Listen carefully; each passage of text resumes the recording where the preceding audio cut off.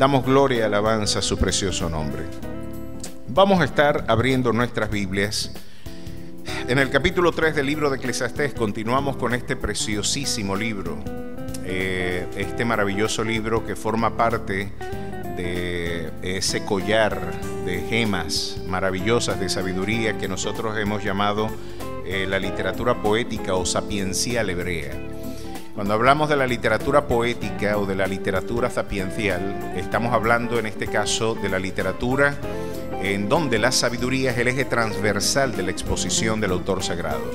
Tenemos por lo menos en este documento 4 joyas, un collar maravilloso de documentos que engalanan este tipo de literatura. A pesar de lo que el doctor Alfredo Tepox, editor en jefe de la Nueva Versión Internacional, afirmaba diciendo de que a mí me pareció algo exagerado, y creo que es una afirmación para brindar algunas licencias hermenéuticas, pero él afirmaba de que el 80% del Antiguo Testamento está redactado en vocabulario poético o en estilo poético, algo que yo considero es una exageración, entre otras cosas porque la hermenéutica contemporánea persigue un esfuerzo de alegorización del documento sagrado, y cuando nosotros alegorizamos tomamos licencias de interpretación que los métodos gramaticales históricos no nos permiten.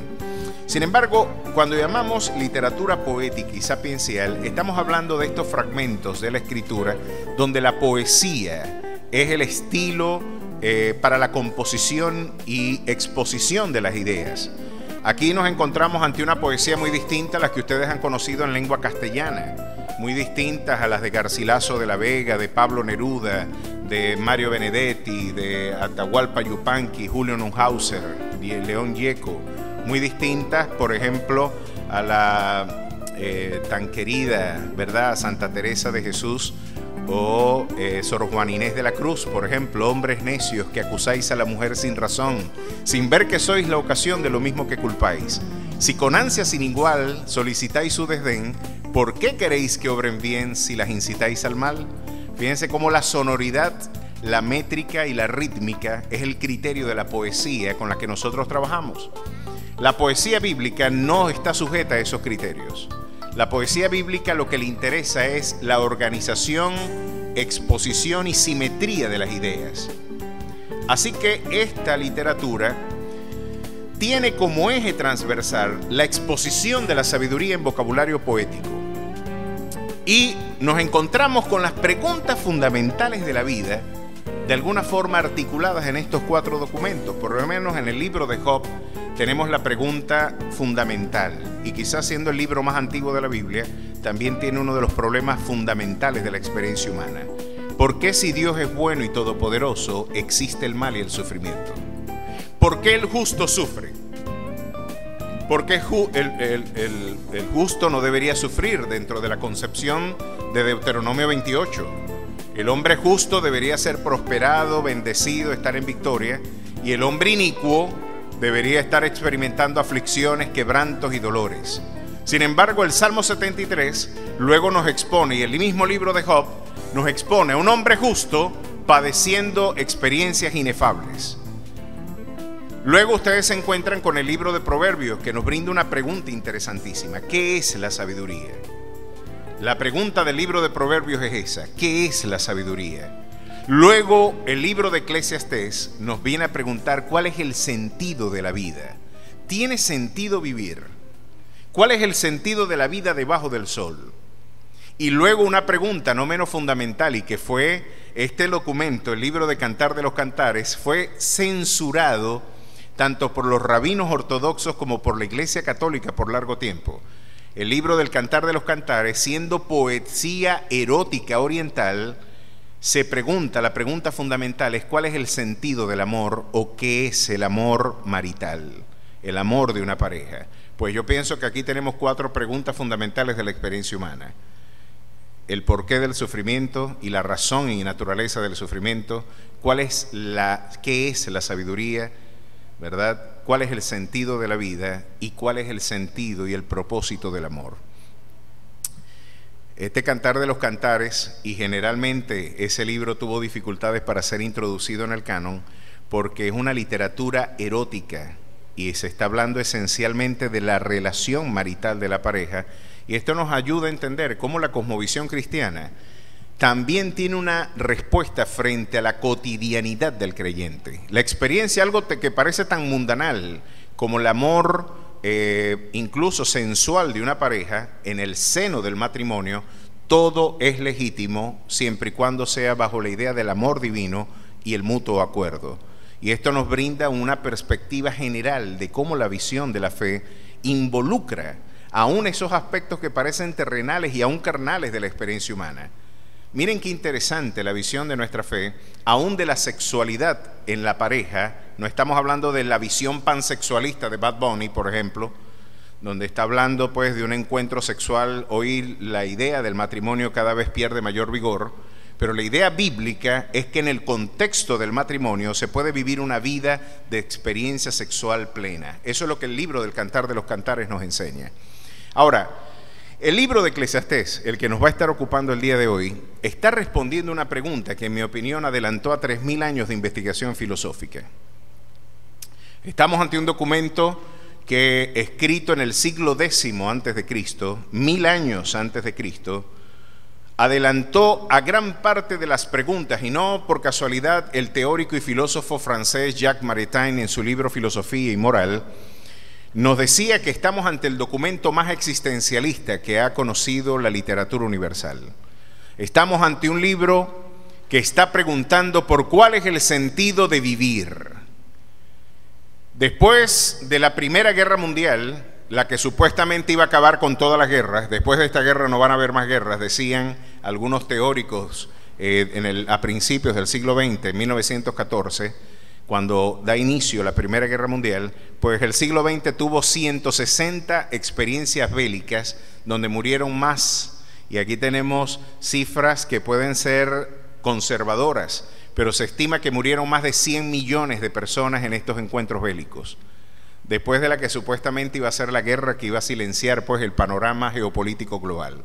Pero después de 2 guerras mundiales, después de la experiencia de pandemias como la gripe española, hoy nuestra pandemia, además de ser light nuestra experiencia social, también las pandemias parece que vienen menos reforzadas, porque esta gripe española, que no tuvo origen en España, sino que sencillamente por ser España un espacio neutral en Europa en la Primera Guerra Mundial, luego España tendría su propio conflicto bélico con la Guerra Civil de Franco, pero es interesante observar cómo fue el único estado que le brindó testimonio universal a la gente, advirtiéndole: hey, hay una pandemia, hay una crisis viral de proporciones globales, ya estamos en una experiencia de pandemia. Y fue el único país que lo dijo. El resto de Europa lo silenció porque estaba en guerra y no quería desestimar el desaliento que promovería en las Fuerzas Armadas la idea de encontrarse no solamente con un enemigo físico, sino también con un enemigo biológico. Así que la mayor parte de los estados nacionales guardaron silencio frente a la gripe española. Pues ha sido la pandemia, a pesar de que la peste negra en la Edad Media mató a la mitad de la población mundial. ¿Pueden ustedes imaginarse una crisis como esa? Mató a la mitad de la gente. La gripe española ha sido la peor crisis sanitaria que ha experimentado la historia de la humanidad. Entre otras cosas porque la gente enfermaba en la mañana y moría en la tarde. Y el promedio de muerte era del 80% de las personas que eran infectadas. Con el COVID ni siquiera llegamos, creo que al 2% de probabilidades de morir. Sin embargo, miren las realidades que tuvo que afrontar el mundo. Una crisis de proporciones inéditas. Al que veían sin tapaboca a principios de siglo, lo mataban. Había que darle un tiro. Y los mataban. Anda sin tapaboca, ni siquiera lo llevaban. ¡Pum! Lo mataban. Él era un problema social y lo mataban. Aquí nos encontramos ante una realidad. Y después 2 guerras mundiales, o en plena marcha la Primera Guerra Mundial, luego viene la Segunda Guerra Mundial, 6 millones de judíos, 6 millones de judíos asesinados en campos de concentración. ¿Pueden ustedes imaginarse lo que dijo, por ejemplo, aquel Levi, filósofo y pensador israelí, donde llegó a afirmar diciendo: mi fe en Dios se desvaneció cuando yo de niño vi entrar a mis padres a los campos de concentración y entraron a las cámaras de cremación. ¿Puede usted imaginarse una despedida? Sus padres entraban desnudos porque era tan dantesca la industria de homicidio que tenía Hitler, que entraba la gente desnuda totalmente y tenían ya un trabajo industrial de asesinar gente. El trabajo era matar gente. Esto es algo que ha sorprendido a los teóricos contemporáneos, entre otras a Hannah Arendt, esta filósofa israelí, que decía: el problema con este fascismo es que hicieron de la muerte una auténtica industria del Estado. Era algo cotidiano, era normal. Voy a trabajar, a matar gente. 6 millones de personas muertas. Y dice él que cuando vio entrar a sus padres desnudos y luego las cenizas de sus padres cayeron en su cuerpo, él dice que ese día dejó de creer en Dios. ¿Puede usted imaginar un escenario más difícil para un niño? Llegaron a monstruosidades tan impresionantes que hay museos en Israel donde los cobertores de las lámparas, ustedes saben, las telas que sirven para cubrir las lámparas, fueron hechas con las pieles de los judíos asesinados en los campos de concentración. Una lámpara hecha con los huesos y la piel de un judío. Llevó a una pregunta al hombre del siglo XX, el hombre de las esperanzas del siglo XIX, aquel que le dijo al mundo, como Friedrich Nietzsche: Dios no existe, Dios no es necesario para la conciencia ya científica del hombre de hoy, Dios ha muerto para la conciencia de la sociedad occidental. Augusto Comte decía: la Biblia va a ser innecesaria dentro de muy pocos años porque ya la ciencia brindará un reemplazo a lo que la fe viene a ser para el hombre. El hombre, en su expectativa de trascendencia, ya no necesitará de la idea de Dios. Las vacunas, la ciencia, quizás la inmortalidad se esconde detrás de la ciencia misma. Sigmund Freud llegó a afirmar de que Dios es una proyección psíquica de la idea de la paternidad. Marx llegó a afirmar de que Dios era el opio de los pueblos, o la religión es el opio de los pueblos. Darwin llegó a afirmar que no existe la necesidad de la idea de Dios, como Laplace le dijo a Napoleón: esa variable, esa hipótesis no es necesaria. Podemos interpretar el universo en términos inmanentes, en términos eminentemente naturalistas. No necesitamos involucrar la idea de Dios dentro de este conjunto. Y Augusto Comte le diría al mundo, en su discurso al espíritu positivo: estamos llegando al estadio más sublime de la condición cultural, que es la condición del espíritu positivo, del espíritu de la ciencia. Pues esta avalancha de soberbia del siglo XIX fue vertida en el primer tercio del siglo XX. Y el hombre logró construir máquinas, industrializó, metabolizó el universo. Pero se dio cuenta: somos miserables. Nuestra habilidad para crear satisfacción, felicidad, no está amalgamada a nuestra ciencia y a nuestro conocimiento. Somos inteligentes más que nunca. Podemos controlar el universo y metabolizarlo más que nunca. Pero tenemos un cáncer en nuestro corazón que no podemos interpretarlo y que la Biblia llama pecado. Y se dieron cuenta después de 2 guerras mundiales lo que Albert Camus preguntó en Francia en un momento. La pregunta fundamental de la condición del hombre es esta: ¿vale la pena vivir? Después de ver lo que se vio, que el general Patton, por ejemplo, un macho de 7 suelas, que tenía estómago para enfrentarse en los peores combates de la Segunda Guerra Mundial, que dijeron: ese es el único hombre al que Rommel y Hitler le tiemblan, pónganlo en el peor frente. Ese hombre que andaba empistolado como un vaquero, tenía 2 revólveres, andaba, cuando llegó a un campo de concentración y vio a los hombres desnutridos, vio a los hombres famélicos, vio a hombres comiéndose a otros hombres, cuenta el testimonio de la historia de que él se fue en vómito. El macho que se fajaba en combate no tuvo estómago para ver la miseria humana.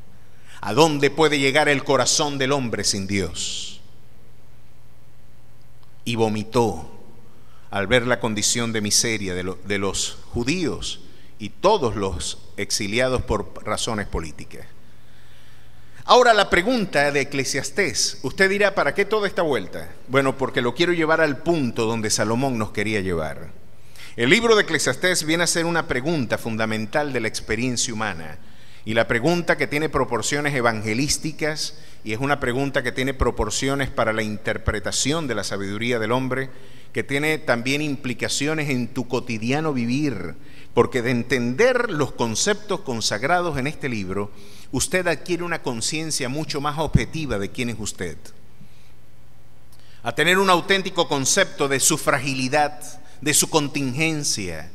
Como diría Charles Spurgeon cada vez que escribía uno de los 4 volúmenes de su monumental comentario al libro de los Salmos, él diría, si Dios me lo permite, tardó 20 años en escribirlo, si Dios me lo permite, porque no conozco algo más frágil que la condición humana, yo podré escribir el siguiente tomo.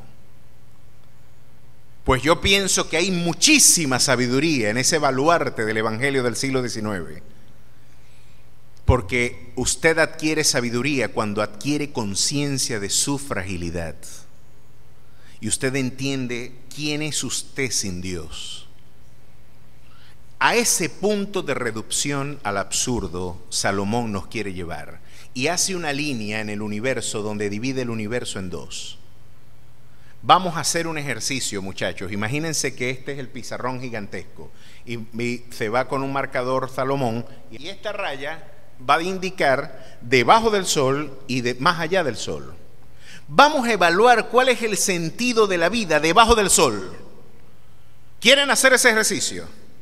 ¿Quieren que exploremos la dimensión del sentido de la vida evaluada desde su inmanencia, desde su realidad concreta? Vamos a hablar de cuál es el sentido de vivir. ¿Qué te mantiene respirando? ¿Qué le da valor a tu experiencia cotidiana? ¿Qué te hace levantarte? ¿Qué le da valor a tu experiencia de vida? ¿Cuál es tu búsqueda? ¿Cuál es tu rumbo? ¿Cuál es tu horizonte? ¿Hacia dónde te diriges? Interesantísimo. Y sabe que usted puede pasar toda su vida sin hacerse esa pregunta, viviendo una vida inauténtica, viviendo una vida prestada con algo que yo no logro entender, que aún los evangélicos tenemos que corregir, con preguntas o respuestas prefabricadas, con eslogan. Miren, ese es uno de los testimonios más claros de empobrecimiento intelectual, los eslogan. Y generalmente en los estados totalitarios, los estados donde la gente no quiere que la gente piense, como Cuba, como Norcorea, como China, como la misma Rusia y como gran parte de la experiencia islámica, que la gente no puede pensar por sí misma, es peligroso que la gente piense.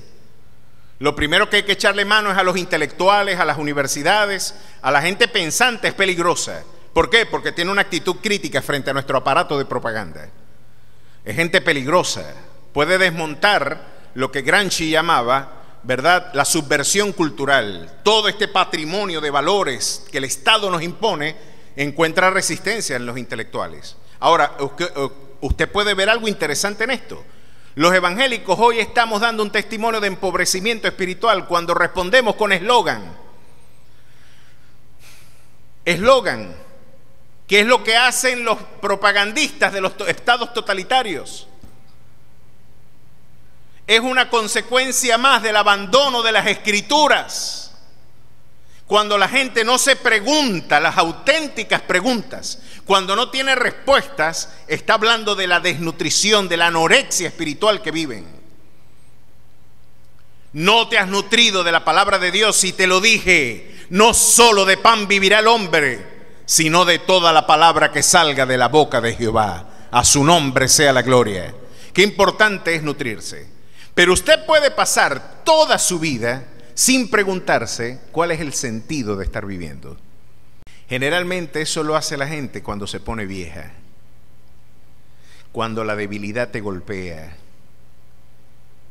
cuando este poema extraordinario que Salomón nos brinda acá, que me parece algo extraordinario. Miren esta gema de la poesía hebrea. Acuérdate de tu Creador en los días de tu juventud, antes que vengan los días malos y lleguen los años de los cuales diga, no tengo en ellos contentamiento. Porque va a llegar un momento en el que usted va a ser débil, en el que la lozanía de la juventud se desvanece, en donde la belleza se corrompe. Y si tu vida está fundamentada sobre la dimensión estética, las mujeres se van a deprimir muy pronto. Porque si tu autoestimación depende de tu valoración estética, tengo muy malas noticias. Las mujeres también envejecen y los cuerpos se ponen flácidos. Y empiezan todos esos géneros diabólicos a salir, como la celulitis, las estrías y las cauchos y todas esas cuestiones. No puede estar la vida allí fundamentada. Y ahora Salomón nos dice, acuérdate de tu Creador, fundamentate en Él, antes que vengan días malos y digas, no tengo en ellos contentamiento. Mira, entre otras cosas, ¿qué va a suceder contigo? Antes que se oscurezca el sol y la luz y la luna y las estrellas vuelvan las nubes tras la lluvia. Esta es una forma poética de decir de que te puede dar cataratas, de que se te oscurecen los ojos. Cuando temblarán los guardas de la casa y las piernas se te hagan débiles, esas son los guardas de la casa, y se encorvarán los hombres fuertes y cesarán las muelas porque han disminuido y se oscurezcan los que miran por las ventanas. Otra imagen poética de la visión. Y las puertas de afuera se cerrarán. Por lo bajo del ruido de la muela se pierde la audición. Cuando se levantará la voz del ave y todas las hijas del canto serán abatidas. Cuando también temerán lo que es alto y habrá terrores en el camino. Cuando la ansiedad, el temor, los ataques de pánico, la depresión toque la puerta del corazón del hombre. Y miren cómo lo sigue diciendo. Y florecerá el almendro y la langosta será una carga, y se perderá el apetito, porque el hombre va a su morada eterna, y los endechadores andarán alrededor por las calles. Antes que la cadena de plata se quiebre y se rompe el cuenco de oro, y el cántaro se quiebre junto a la fuente, y la rueda sea rota sobre el pozo, y el polvo vuelva a la tierra como era, y el espíritu vuelva a Dios que lo dio. Miren qué hermosa visión poética de la muerte y de la vejez. Antes que venga ese día, más te vale reflexionar, más te vale atesorar la sabiduría. Antes que llegue el momento donde tú digas, son días duros, es bueno que atesores esperanza y sabiduría en tu corazón. Miren lo que el capítulo 3 de Eclesiastés nos dice. Y continuamos con él. Todo tiene su tiempo y todo lo que se quiere debajo del cielo tiene su hora. Tiempo de nacer y tiempo de morir. Tiempo de plantar y tiempo de arrancar lo plantado. Tiempo de matar y tiempo de curar. Tiempo de destruir y tiempo de edificar. Tiempo de llorar y tiempo de reír. Tiempo de endechar y tiempo de bailar. Tiempo de esparcir piedras y tiempo de juntar piedras. Tiempo de abrazar y tiempo de abstenerse de abrazar. Tiempo de buscar y tiempo de perder. Tiempo de guardar y tiempo de desechar. Tiempo de romper y tiempo de coser, tiempo de callar y tiempo de hablar, tiempo de amar y tiempo de aborrecer, tiempo de guerra y tiempo de paz. Ahora el Coelet, el predicador, se pregunta de forma retórica, ¿qué provecho tiene el que trabaja de aquello en que se afana? ¿Por qué él pregunta esto? Porque la vida es una serie de contradicciones. Ojalá yo fuera todo el tiempo nacimiento. Ojalá nada más me nacieran los sobrinos, los hijos, los amigos. Que el tiempo de nacer sea indefinido, prolongado, que no tenga límites. Y que nunca llegue el día de la muerte. Yo quisiera ser todo el tiempo abrazo. Yo quisiera ser todo el tiempo recoger para poder dar. No quiero el día en que se esparce mi trabajo. Yo quisiera estar todo el tiempo en el tiempo de la paz, no en el tiempo de la guerra. Quisiera que mis momentos de disfrute fueran indefinidos y prolongados. que no tuvieran límite, que como diría Mario Benedetti, a veces me siento como cascada que desciende de las montañas, pero lamentablemente a veces soy como una laguna inerte llena de limo y de moho, sereno en la confianza de que tú te mires al mirarme. Cuando veas mi miseria, verás reflejada la tuya también. Y el autor sagrado se pregunta, ¿qué sentido tiene vivir en una vida donde la contradicción, la paradoja, donde la muerte, donde el dolor, donde el llanto, donde la privación, donde el esfuerzo se desvanece? ¿Qué sentido tiene vivir? Yo quisiera solamente ver niños nacer y no morir. Yo quisiera ver solamente tiempos de edificar, no de destruir. Yo quisiera solamente abrazar, no detenerme para abrazar. Yo quisiera vivir en tiempos de plenitud indefinidas, no vivir en tiempos de pandemia. Puede usted ver la paradoja, y es algo interesante porque con esto Dios despabila gran parte de nuestros eslogan. Estos libros son peligrosos para las teologías superficiales. Estos libros, decía John Piper, es como minas terrestres. ¿Saben lo que son las minas terrestres, verdad? Bombas que si usted las pisa, explota. Y él dice, este libro, si usted no pisa con cuidado, y usted va caminando, pisa mal, y le va a resbaratar algunos eslogans que su teología tiene. Por ejemplo, el yo decreto, yo ato y yo cancelo. Esa doctrina que se metió en el tuétano de la iglesia a partir de los años 90, porque eso no tiene 20 siglos con la iglesia. Eso se metió, tiene sus orígenes en los mantras del ocultismo. Y lo puedo demostrar. No estoy hablando aquí gratuitamente. En el 2019 decretaron, confesaron y cancelaron que el 2020 iba a ser extraordinario, el año 2020, visión plena. ¿Se acuerdan? Cómo los eslogans evangélicos estaban con sus mantras y sus cuestiones. Yo le voy a abrir la Biblia para que usted adquiera un poquito más de sabiduría y la soberbia nuestra sea confrontada con la realidad objetiva de un Dios soberano y providencial, porque todo el esfuerzo de la iglesia de hoy es negar que Jesucristo es el Señor soberano de la historia. El esfuerzo de la teología de hoy es decir que tú eres el soberano, que tú eres el dueño de tu porvenir, que el hombre es el Señor de la historia. No, Él es el alfa y Él es el omega, Él es el principio y Él es el fin, Él es el que era, el que es y el que ha de venir. Él es el Dios todopoderoso, a su nombre sea la gloria. Él es el gran yo soy. Y la actitud de un creyente sabio, yo sé que esto es muy popular por los medios de comunicación cristianos. Yo sé que los mayores y más influyentes expositores te han enseñado que el poder está en ti, que descubre el campeón que hay en ti. Sacar de ti, no es en ti donde está el poder. Nuestra miseria viene a recordarnos: ¿a quién iremos si solamente en ti hay palabras de vida eterna? Miren lo que nos dice Santiago, capítulo 4, verso 13, para contrastar con estas modernas concepciones, estos mantras nuestros. Capítulo 4, verso 13. Vamos ahora a los que decís: hoy y mañana iremos a tal ciudad y estaremos allá un año y traficaremos y ganaremos. Ellos confesaron, miren lo que confesaron: hoy y mañana iremos a tal ciudad y estaremos allá un año y traficaremos y ganaremos. Cuando no sabéis lo que será mañana, porque ¿qué es vuestra vida?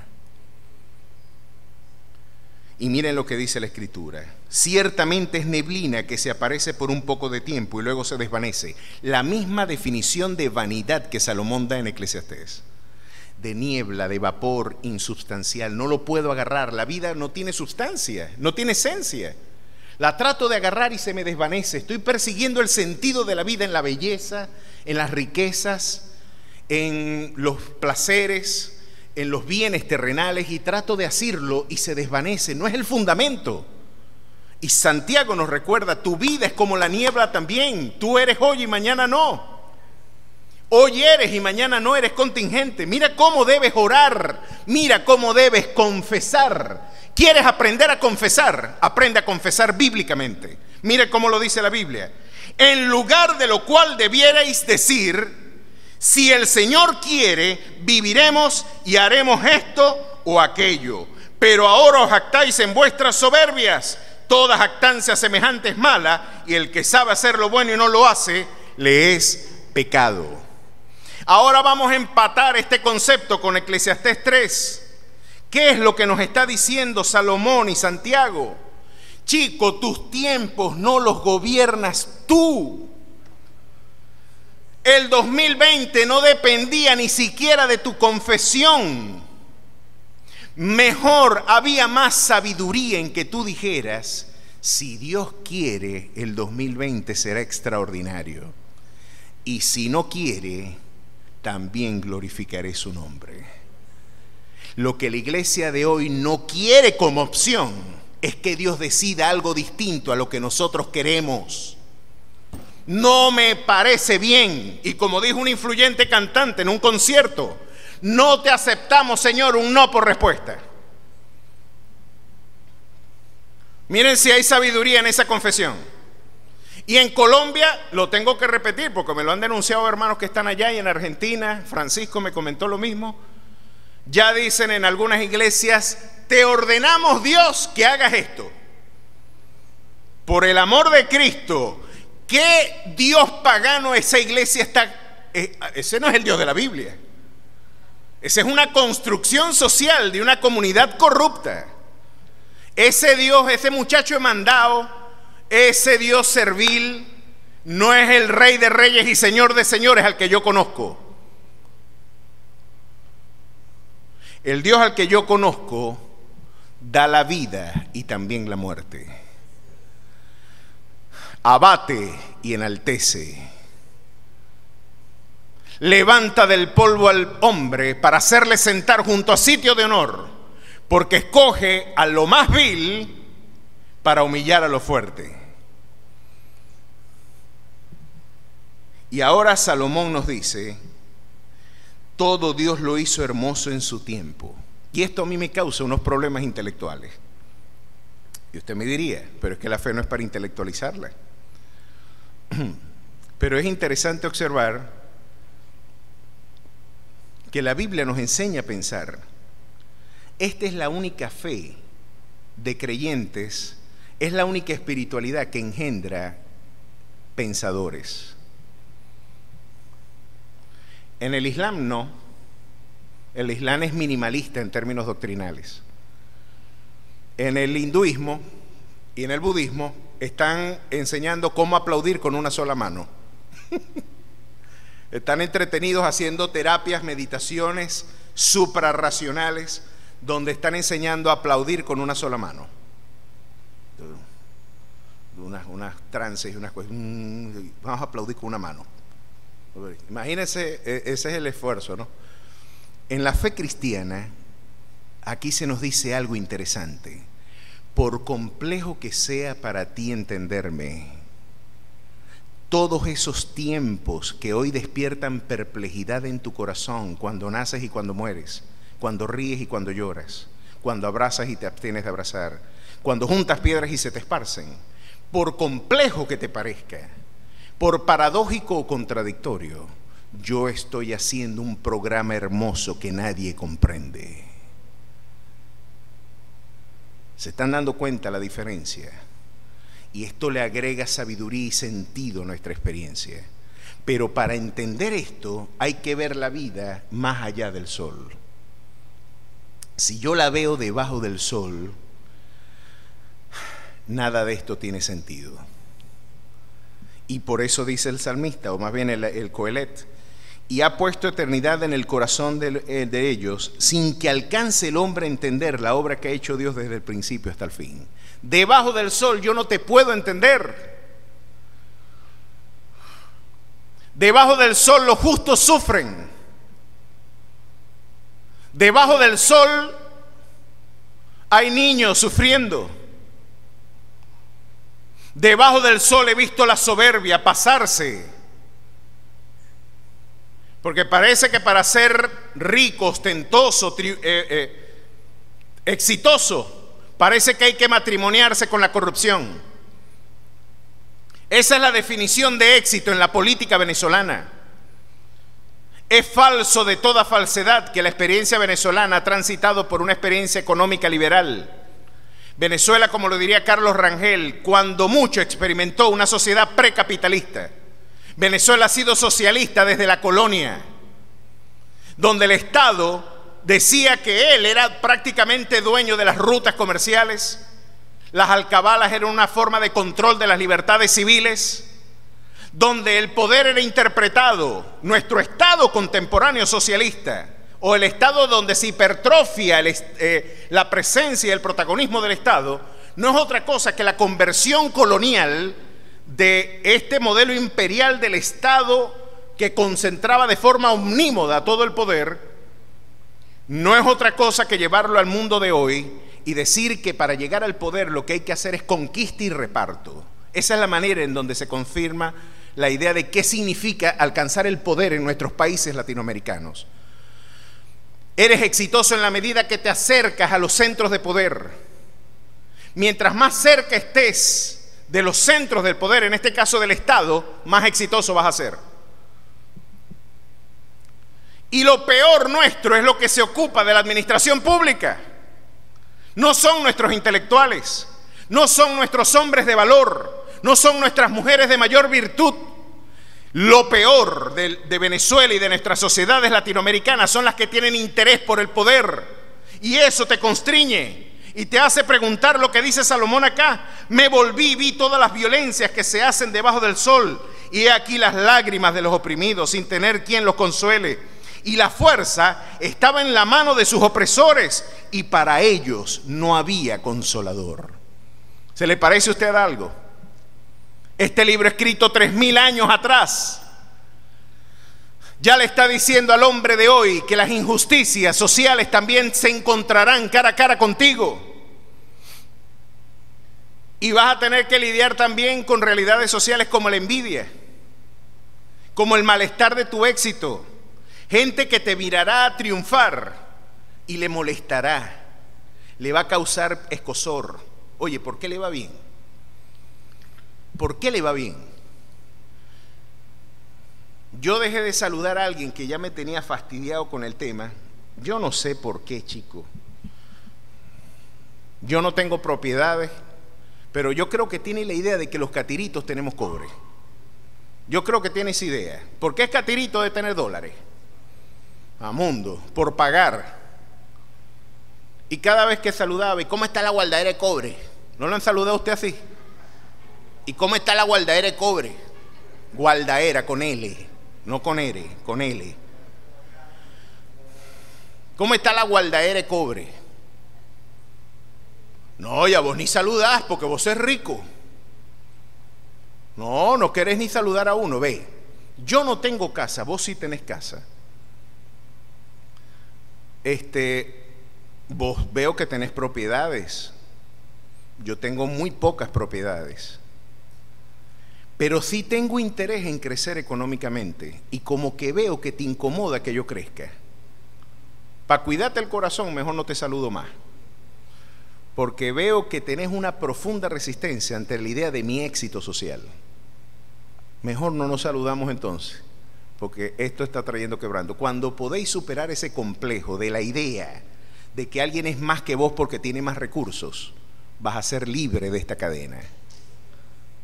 Cuando te podás encontrar con una persona exitosa y no sentirte incómodo, puedo decir que vas a ser libre, no solo espiritualmente, aún socialmente.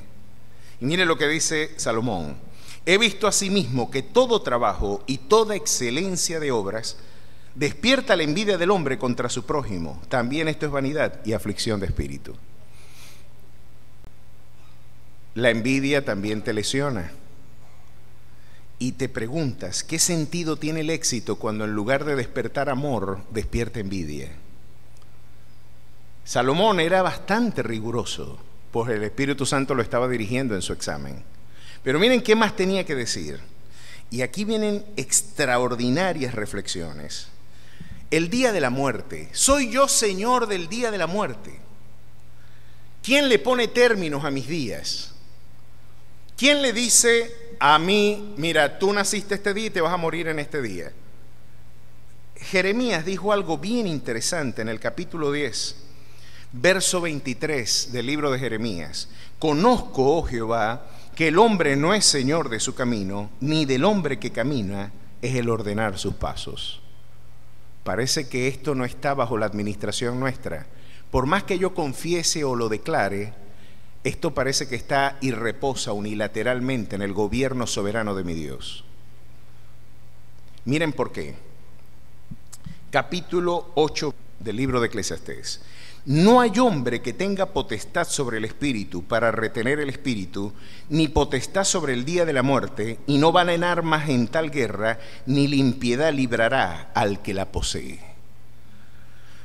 ¿Saben lo que está diciendo acá? Permítame la paráfrasis Jorge habla hoy, que no es muy buena, pero es una paráfrasis, una manera de presentársele de una manera más sencilla.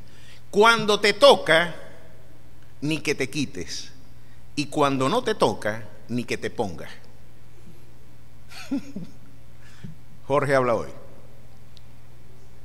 Hermano, no vamos a poder escapar de ese día. Recuerdo el momento en el que el profeta le dijo a Acab: tú no vas a volver de la guerra. Si tú vuelves de la guerra, Jehová no habló por mí, pero a ti te van a comer, los perros van a lamer tu sangre. Y Acab dijo: ¿tú crees que Dios es el que manda en esto?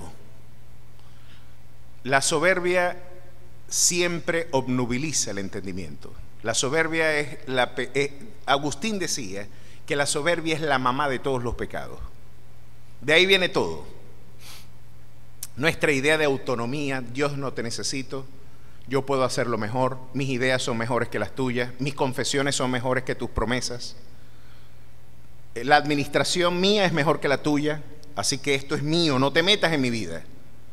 Esa soberbia es satánica y uno la encubre con un conjunto de valoraciones aún religiosas.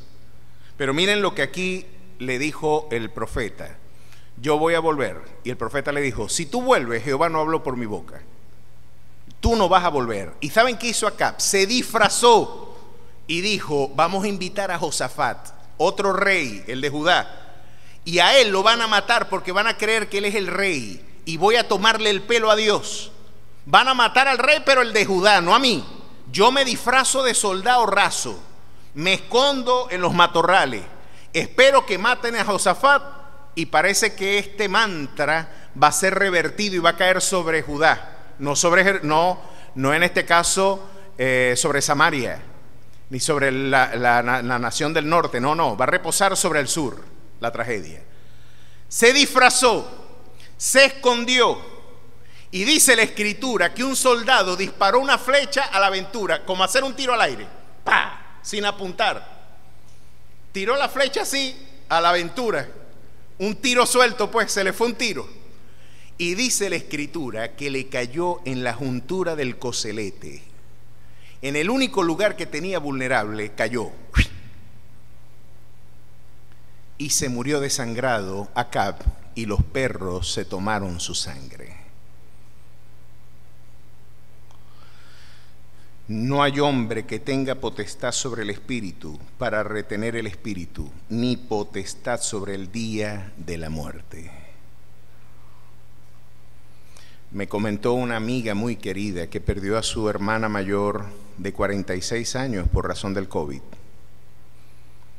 Para el mismo momento en que yo estaba afrontando la crisis, fue tremendo lo que tuve que vivir en esos días, no solamente en términos médicos, sino la carga pastoral que reposó sobre mí en pleno proceso febril.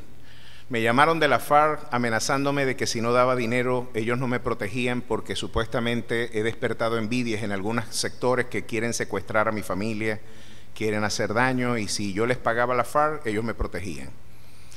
Yo le digo, mi tarjeta de seguridad es el Salmo 121 y se la pongo a su disposición también. Yo no puedo hacer ese tipo de negocios porque Jehová es el que abre mis puertas y Él es el que las cierra. Él es el que sustenta mi suerte. Con fiebre me llamaron y me dijeron eso en la madrugada. Después me llaman y me dicen que de alguna manera mis tías se enferman. Se enfermaron mis tías. Estaban sin agua, sin luz, con neumonía. No había oxígeno, no había medicamentos. Y en ese mismo proceso tener que gestionar la posibilidad de diligenciar la posibilidad de su asistencia. Y en ese mismo momento muere la hermana de nuestra querida amiga Dolaxi. Y con 46 años muere de COVID, producto de una neumonía bilateral, se complicó respiratoriamente. El tema es que ella me decía: ¿por qué Dios me atropella con su soberanía? ¿Por qué Dios tomó esta decisión? No soporto el dolor, me decía, no puedo soportarlo. Mi mejor esfuerzo, porque cuando uno ve a alguien sufrir, sabe que yo he tenido que lidiar con este concepto toda mi vida, porque yo a la edad de 7 años sufrí un accidente. Las cicatrices que ustedes ven visibles en mi rostro son producto de la explosión de una cocina que me puso a mí al borde de la muerte en el año de 1982. Desde muy niño Dios me enseñó a batallar con estas preguntas, con las preguntas del dolor, del sufrimiento, de las paradojas de la vida, ¿verdad? No se supone que a un niño le debería pasar esto, y no se supone que en un hogar cristiano donde se invoca el nombre de Dios deberían suceder estas cosas. Sin embargo, el libro de Eclesiastés dice cosas así. Miren esto, en ese mismo capítulo, verso 10, Salomón habla de estas paradojas y dice: asimismo he visto a los inicuos sepultados con honra, mas los que frecuentaban el lugar santo fueron puestos en olvido en la ciudad donde habían actuado con rectitud. Esto también es vanidad. Por tanto, no se ejecuta luego sentencia sobre la mala obra. El corazón de los hijos de los hombres está en ellos dispuestos a hacer el mal. No hay justicia en la tierra. Es indulgente la justicia del hombre y parece que se desenfrena la maldad cuando no le ponen restricciones a la iniquidad. Cuando no funciona la justicia, hay una avalancha, un tsunami de iniquidad en las calles. Estas realidades que confrontan nuestra fe, yo las he tenido que vivir desde mi infancia, lidiar con este concepto. Y la pregunta de Dolaxi fue neurálgica para mi teología. ¿Por qué Dios me atropella con su soberanía? ¿Por qué esa soberanía siempre se impone y me desgarra el corazón? Me dijo algo más que me conmovió y me dijo: en ese mismo momento un amigo me preguntó por cuál es el sentido de la vida y que quería conocer a Jesús. Y yo estaba peleando con Dios. Y me sentía incómoda ante el hecho de decirle que el Dios que me ama fue el Dios que se llevó a mi hermana. Este concepto que la iglesia no logra integrar, de que Dios es soberano, y permítame ilustrarlo porque generalmente uno lo entiende después que se da un golpe. La iglesia sábado sensacionalizada, entretenida, o como la dice el hermano David Wilkinson, que está con las piernas estiradas comiendo cafecitos y galletas en la iglesia, esa iglesia todavía no tiene la madurez de entender la complejidad del carácter divino. Pero la complejidad de este carácter usted la puede ver reflejada cuando un pagano, no un hijo de diácono ni un pastor, se encontró cara a cara con el Dios soberano de la historia. Daniel capítulo 4, miren por favor lo que dice allí el autor sagrado. Nabucodonosor, Dios lo tuvo que disciplinar siendo el rey. Él mismo se llamaba rey de reyes, imagínense. Y era rey de reyes porque en verdad era el rey de toda la tierra. Ejerció un dominio hegemónico global, por lo menos en el mundo conocido, y logró un poder inusitado en términos del mundo antiguo, el mundo caldeo, el mundo de Babilonia, y paseándose por una de las grandes maravillas del mundo antiguo, que eran los jardines colgantes de Babilonia. Hay reproducciones gráficas maravillosas de esos jardines colgantes, que era una maravilla del mundo, y en términos de arquitectura sigue siendo una referencia universal. Él se paseaba por el esplendor arquitectónico de su gestión y diría: ¿no es esta la Babilonia que construyeron mis manos? Y el profeta le había dicho: no digas eso, di esto más bien, reconoce que el cielo es el que gobierna, reconoce que la autoridad, el poder para poder gobernar viene de la mano de tu Dios. Pero va a pasar algo, tú no lo vas a reconocer, y 7 tiempos pasarán encima de ti.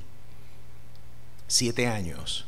Te vas a convertir en una bestia, sufrirás de un trastorno psicológico en donde te interpretarás como un buey, vas a comer pasto como los animales, estarás desnudo y el rocío bañará tu cuerpo, hasta que reconozcas que el cielo gobierna, que no eres tú eres un accidente de la historia, todo puede marchar perfectamente sin ti, por lo que dijo una mujer mucho más sabia que tú.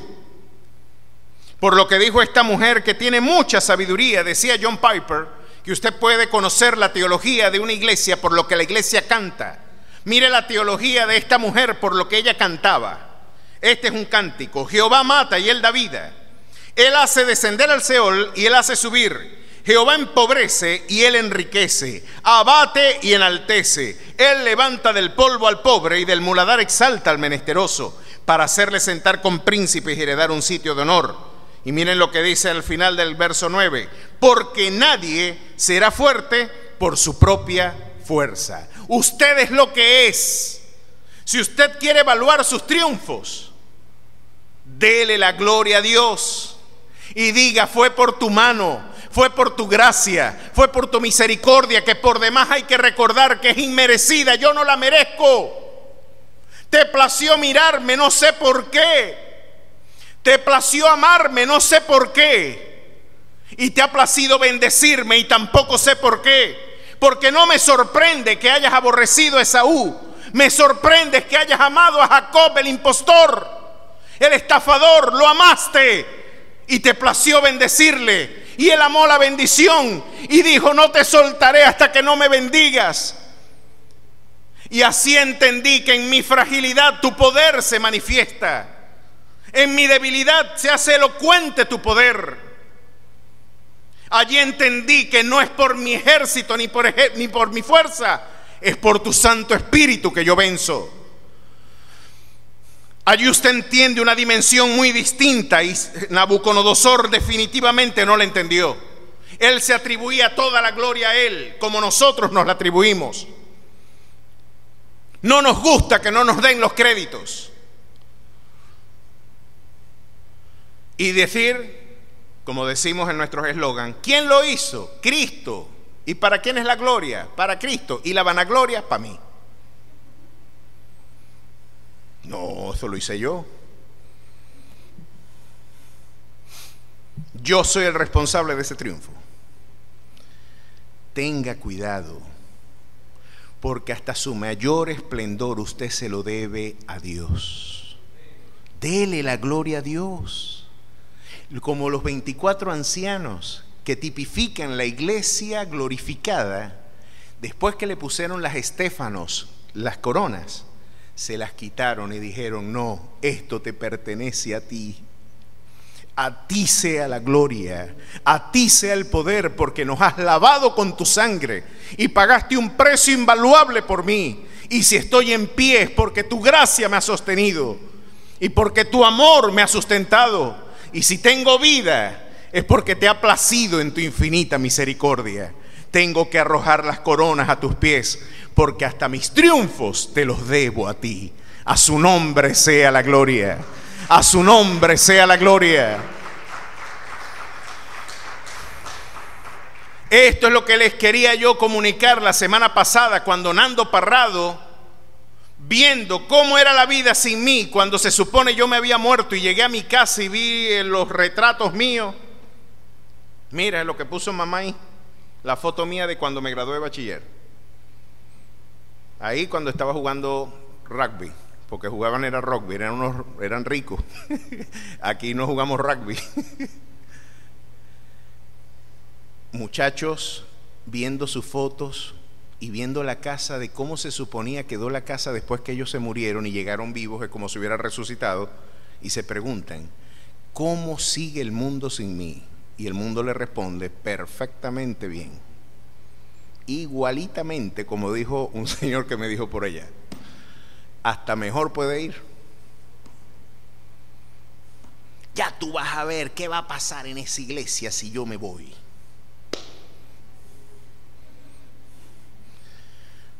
Y hasta como pastores, ¿no? Vamos a ver qué va a hacer esa iglesia sin mí. O decir como dijo Julio Iglesias, voy a dar un paseo por Madrid en helicóptero para ver cómo se ve Madrid sin mí. Naguará, vamos a recoger unos cobritos para pagarle una terapia de autoestima, muchachos. Tafallo, pues. ¿Cómo se ve Madrid sin mí? ¿Sabes cómo se ve? Se ve hasta mejor. Julio Iglesias, un viejo menos. No, la vida nos golpea duro y te pone en crisis, ¿sabes? ¿Y dónde está el esplendor de aquel Sinatra español? Amundo. Se está acabando Julio, por esto un meme, y sale Julio acabado. No, la vida marcha perfectamente sin mí. Yo soy contingente, el único necesario es Dios. La iglesia marcha perfectamente sin mí, porque el que la sostiene es la roca eterna, el Rey de reyes y Señor de señores, el que auténticamente pagó a precio de sangre por su vida. Los demás somos muchachos de recao del Señor de la iglesia. Y la pregunta de Dolaxi me seguía atormentando, porque es la pregunta de otro libro de sabiduría, Job. ¿Saben que Deuteronomio 28 se puede definir como el criterio formal de la fe hebrea? Porque nos brinda la dimensión ética de la experiencia del creyente, y con esto ya vamos cerrando. En Deuteronomio 28 te dicen qué sucede si tú te portas bien y qué sucede si tú te portas mal. Si tú te portas bien, es de esperar que te vaya bien, ¿o no? Oye, hice la tarea, yo hice lo que tenía que hacer, por Dios me tiene que ir bien. Miren cómo lo dice acá: acontecerá que si oyeres atentamente a la voz de Jehová tu Dios para guardar y poner por obra todos sus mandamientos que yo te prescribo hoy, también Jehová tu Dios te exaltará sobre todas las naciones de la tierra. Y vendrán sobre ti estas bendiciones y te alcanzarán si oyeres la voz de Jehová tu Dios. Bendito serás en tu ciudad y bendito en tu campo. Bendito el fruto de tu vientre y el fruto de tu tierra, el fruto de tus viestas y la cría de tus vacas y los rebaños de tus ovejas. Benditas serán tu canasta y tu arteza de amasar. Bendito serás en tu entrar y bendito en tu salir. Jehová derrotará a tus enemigos que se levanten contra ti. Por un camino saldrán contra ti y por 7 caminos huirán. Mejor no te puede estar yendo. Y dice luego: pero si no me haces caso, mira lo que te va a pasar. Pero acontecerá que si no oyeres la voz de Jehová tu Dios para procurar cumplir todos sus mandamientos y sus estatutos que yo te intimo hoy, que vendrán sobre ti todas estas maldiciones y te alcanzarán. Maldito serás tú en la ciudad y maldito en el campo. Maldita tu canasta y tu arteza de amasar. Maldito el fruto de tu vientre y el fruto de tu tierra, la cría de tus vacas y los rebaños de tus ovejas. Le cayó la sirimba, muchacho. Ahora miren esto: Jehová te entregará derrotado delante de tus enemigos, por un camino saldrás contra ellos y por 7 caminos huirás de delante de ellos, y serás vejado por todos los reinos de la tierra. Y tus cadáveres servirán de comida a toda ave del cielo, fiera de la tierra, y no habrá quien las espante. Jehová te herirá con la úlcera de Egipto, con tumores, con sarna y con comezón que no puede ser curado. Santo. Jehová te herirá con locura, ceguera y turbación de espíritu, naguará. Y luego dice que hasta te casarás con una mujer y otro se acostará con ella. Bueno, ahora sí fue verdad. Tremendo. O sea, miren lo que están vaticinando acá. La desobediencia tiene implicaciones terribles. Pero ahora Salomón dice algo interesante. Y el libro de Job dice algo interesante. Tenemos a un hombre justo que le está pasando lo que se supone le debería pasar al inicuo. ¿No es esto una paradoja? ¿No es esto una contradicción? ¿Qué sentido tiene que este hombre, pero si se supone que formalmente, en términos de mi fe, la iniquidad se paga y la justicia se retribuye con bendición? ¿Por qué se invirtieron los cables? Porque aquí tenemos al hombre más santo del mundo antiguo diciendo lo siguiente. Miren lo que dijo Jehová. Yo creo que Dios ha hablado así muy poco, de muy pocos hombres en la historia de la fe. Esto no lo dijo los amigos de Job, que al contrario dijeron cosas muy distintas de Job. Esto lo dijo Dios, ni el aparato de propaganda de Job. Esto, así como Jesús dijo de Juan el Bautista, de los paridos de mujer, ninguno como ese. ¿Usted sabe lo que Jesús diga eso de alguien? Ojalá yo fuera como el joven rico que se consiguió a Jesús, que le dijo, viéndolo lo amó y le dijo, una sola cosa a ti te falta. A mí me faltan muchas cosas por cambiar. Ojalá yo fuera ese muchacho, que me dijeran una sola cosa te falta. Oye, estoy más cerca. No, a mí me faltan muchísimas cosas por cambiar. Pero de Job, miren lo que Dios dijo. Capítulo 1, verso 8 de Job dice, y Jehová dijo a Satanás, como un padre, por lo menos a mí me trae mucha satisfacción saber que mi hija tiene las mejores calificaciones en su curso. Y cuando me llegan y me dicen, Sofía sacó 20, sacó 19, parece que se me infló el pecho sin yo querer, muchacho. Llego al colegio inflamado, muchacho, no me puedo cerrar el flujo. Entonces, pero uno baja después la guardia, ya va. Pero miren, así estaba Dios con su muchacho. Jehová dijo a Satanás, ¿no has considerado a mi siervo Job, que no hay otro como él en la tierra, varón perfecto y recto, temeroso de Dios y apartado del mal? Náguara, Dios dijo eso de un hombre. Increíble. Con razón está en la galería de la fe. Con razón Ezequiel dice que si Job, Noé, ¿verdad?, y Daniel claman a Jehová, Jehová dijo, yo los escucharé ellos tres, ellos serán librados por su justicia, pero yo no los escucharé. Naguará, lo pusieron en el hall de la fama. Y miren lo que dice acá. Y en la envidia de Satanás dijo, ¿acaso teme Job a Dios de balde? ¿No has cercado alrededor a él y a su casa y todo lo que tiene, el trabajo de sus manos has dado bendición? Por tanto sus bienes han aumentado en la tierra. Pero extiende ahora tu mano y toca todo lo que tiene y verás si no blasfema contra ti en tu misma presencia. Y en un mismo día Dios le dijo, sí, anda y quítale todo lo que tiene, pero no toques su vida. Y en un día Job perdió todos sus bienes, perdió a todos sus 10 hijos, Satanás los mató. Y miren lo que dijo cuando se enteró de esa noticia. Entonces Job se levantó y rasgó su manto y rasuró su cabeza y se postró en tierra y adoró. Una adoración que no estaba condicionada por el bienestar. Una adoración que no estaba condicionada por el aire acondicionado, el transporte público, que no estaba condicionada a la sociedad del bienestar, que se supone debe estar presente en la iglesia para yo también rendirle culto a Dios. Si no está al aire, no voy a adorar a Dios. Imagínense si me quitan un hijo, cuánto menos.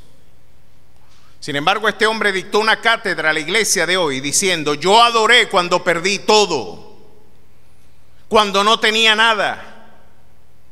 Eso es ser adorador.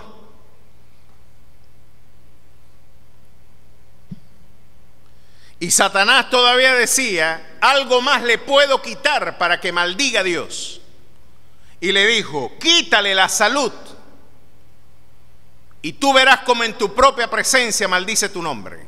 En última instancia, el que dio la orden para el quebranto de Job fue Dios.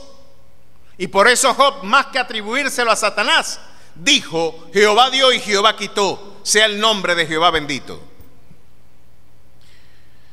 Y miren lo que Jehová le dijo, he aquí él está en tu mano, mas guarda su vida. Entonces salió Satanás de la presencia de Jehová e hirió a Job con una sarna maligna desde la planta de pie hasta la coronilla de la cabeza. Y tomaba Job un tiesto para rascarse con él y estaba sentado en medio de ceniza. Entonces le dijo su mujer, aún retienes tu integridad, maldice a Dios y muérete. Y él le dijo, como suele hablar cualquiera de las mujeres fatuas, has hablado. ¿Qué? ¿Recibiremos de Dios el bien y el mal no lo recibiremos? En todo esto no pecó Job con sus labios. Y la pregunta de Dolaxi sigue atormentando. ¿Por qué unilateralmente Dios toma estas decisiones. ¿Por qué se llevó a mi hermana?, me preguntaba con dolor inefable. Mi querida amiga sufrió de cáncer hace unos años atrás y su hermana fue su mayor consuelo, fue su paño de lágrimas, fue su compañera en su dolor, fue la que la llevaba a las quimioterapias, a las radioterapias, la que la acompañó en todo el proceso. Dolaxi me podría decir, yo pensaba morir antes que ella. Y Dios movió las piezas de una manera tan distinta. La que me daba fuerza fue sustraída de la vida. No soporto el dolor, no sé qué pensar. ¿Por qué Dios me atropelló con su soberanía?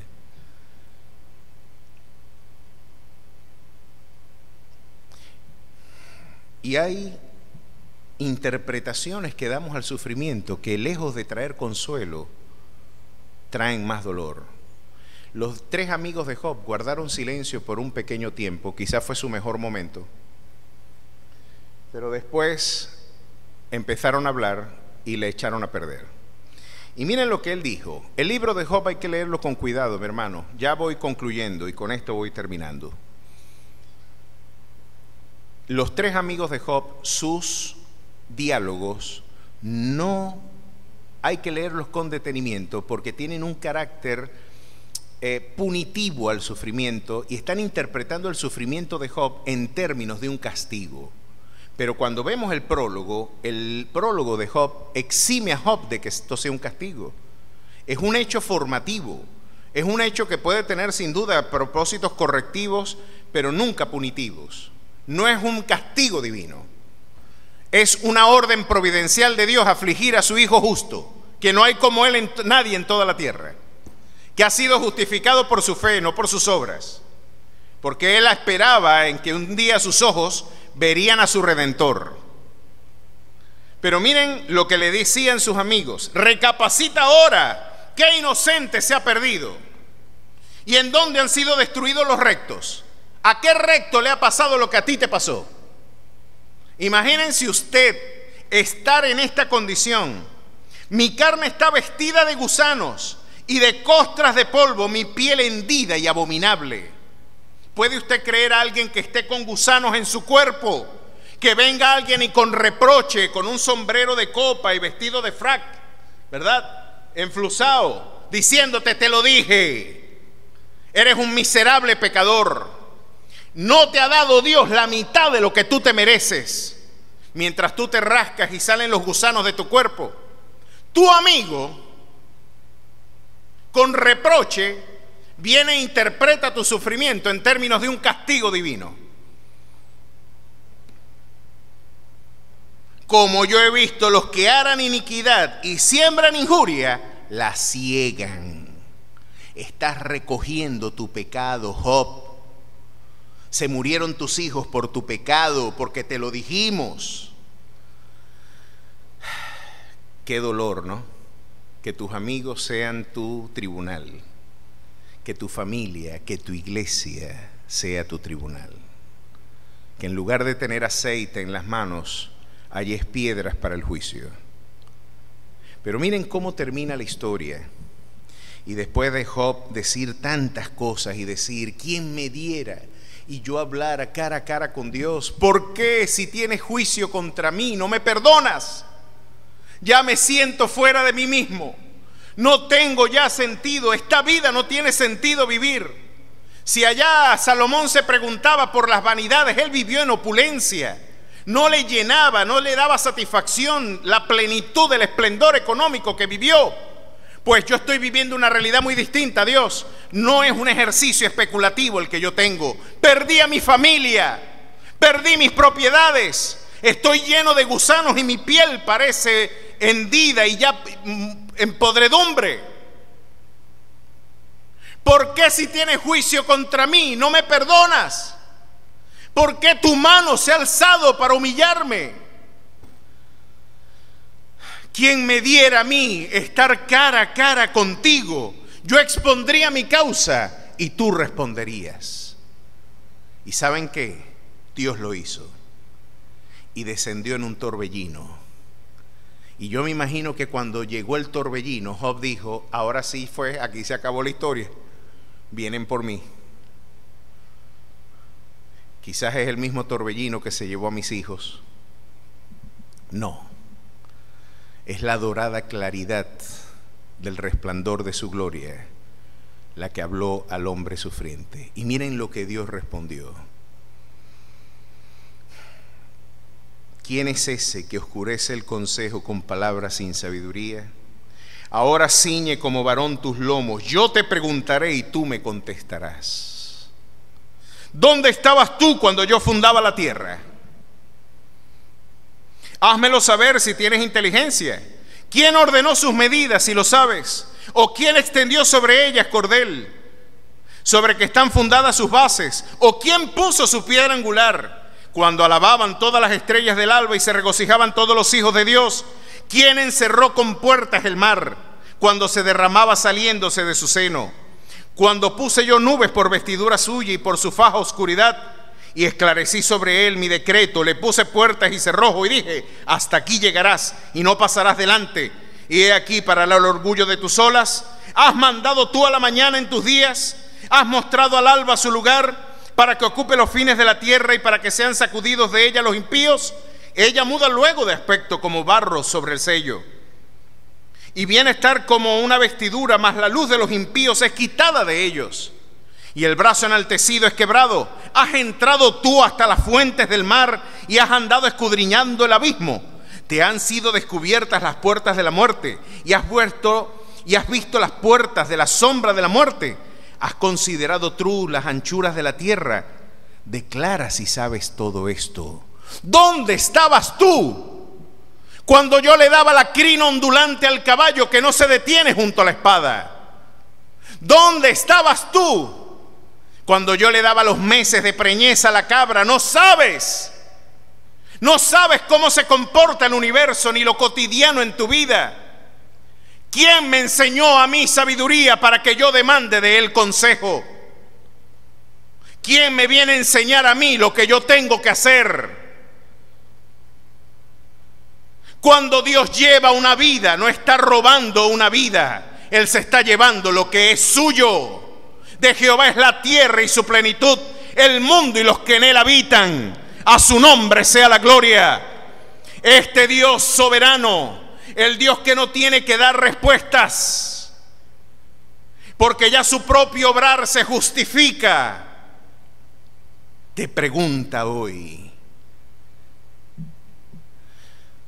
¿quién me enseñó a mí sabiduría para que yo de él demande consejo? ¿Quién me va a mí a redarguir de pecado? ¿Quién me enseña a mí el camino de la justicia? Yo soy el Dios que te amé con amor eterno, y de mis manos nadie te arrebatará. Yo soy el Alfa y yo soy el Omega. Yo soy el principio y yo soy el fin. El que era, el que es y el que ha de venir. El Dios Todopoderoso. A Él sea la gloria. Y si Él está en control de tu dolor, si Él está en control de tu aflicción, y este 2020 no está en manos de otras manos, está en las manos del Dios soberano de la historia, el que tiene el rollo escrito por dentro y por fuera. Hoy lloramos como Juan, sin tener una respuesta en el cielo, en la tierra, ni debajo de la tierra, a nuestra crisis. Pero el anciano nos recuerda: no llores. He aquí que el león de la tribu de Judá, del linaje de David, Él ha vencido y Él es digno de abrir el libro y de desatar sus 7 sellos, porque Él con su sangre nos compró, nos limpió y nos ha hecho un reino de reyes y sacerdotes para la gloria de su nombre. Así que yo estoy en control. Si no puedes entender lo cotidiano de tu vida, cuánto más no entenderás lo complejo de mis propósitos. Sígueme. En algún momento del camino yo revelaré mi propósito. A su nombre sea la gloria. En algún momento, cuando le das la espalda a Jerusalén, la ciudad de la paz, yo saldré a tu encuentro y te pondré de nuevo de cara a la ciudad de la paz, como a los caminantes de Maús.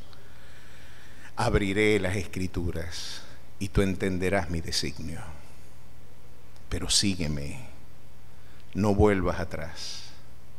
¿Cuántos dan gloria a su nombre? ¿Cuántos quieren seguirle? ¿Cuántos quieren seguir sus pisadas? Yo les invito a que usted se ponga sobre sus pies y brinde el mejor de los aplausos al Rey que vive y reina por los siglos de los siglos. A Jesús. Y no nos podemos ir de este lugar sin antes hacer una invitación, que es nuestro mayor placer, nuestra responsabilidad, pero es más que una responsabilidad, un auténtico placer. Presentarte a Jesús. Decir lo que la Escritura nos enseña: si tu boca confesare que Jesús es el Señor, y si en tu corazón tú crees que Dios le levantó de entre los muertos, tú serás salvo. Este sencillo acto de fe puede brindar un nuevo comienzo a tu vida. De modo que yo te invito a que, si a ti te parece bien y tú quieres hoy salir con Jesús en tu corazón y tú decirle: Señor, yo quiero que tú seas mi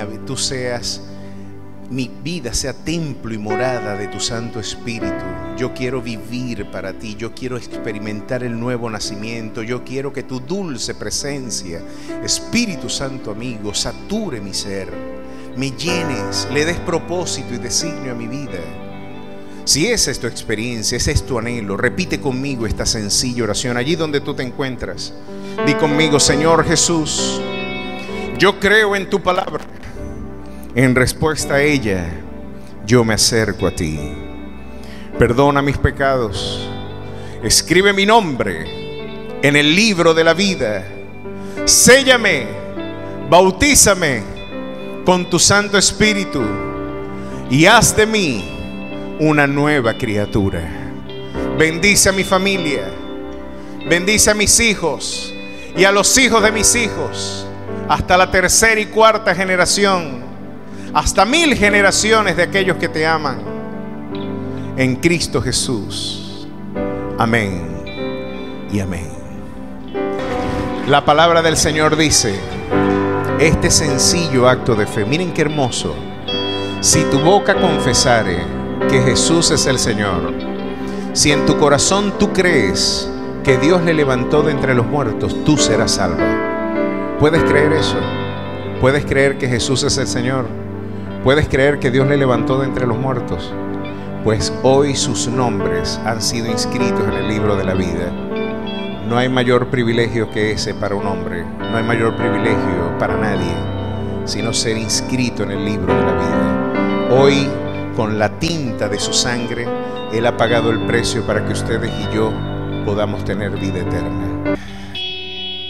Dice la Escritura que cuando un pecador pasa de muerte a vida y fiesta en los cielos, aquí no hay ni la mitad de la fiesta que hay en los cielos en este momento. Vamos a darle alabanza a nuestro Dios, dándole gracias y orando para que podamos reunirnos el próximo domingo sin impedimento una vez más. ¿Cuántos dan gloria a su nombre? ¿Cuántos dan gracias al Señor por esta ocasión? El Señor sigue hablando y el Señor sigue obrando en medio de su iglesia. Damos gracias a Dios por este precioso momento. Vamos a despedirnos con alegría y con gozo. ¿Qué les parece? Vamos a celebrar la grandeza de nuestro Dios, dándole alabanza y gloria al que vive y reina por los siglos de los siglos.